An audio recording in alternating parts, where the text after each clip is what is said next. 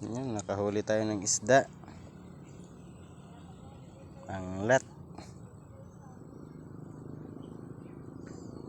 Kain pa niya yung taga. Yan po yung pinainan natin ng tilapyang buhay.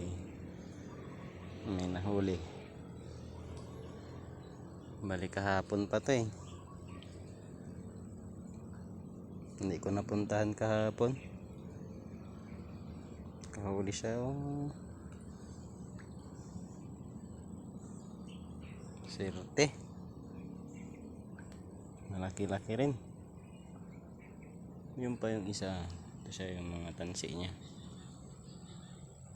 Yan. Katali siya dito pala.